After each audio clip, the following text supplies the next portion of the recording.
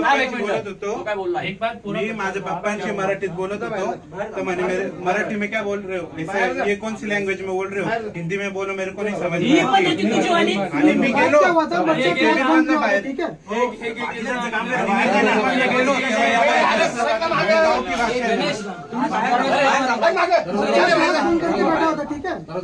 मराठीत बोल पहिले, त्याला मराठीच येत नाही, गावठी भाषा मराठी।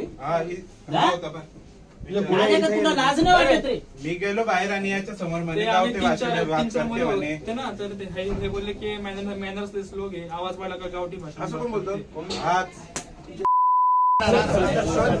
गावठी भाषा मराठी समजत नाही का? मागच्या वेळेस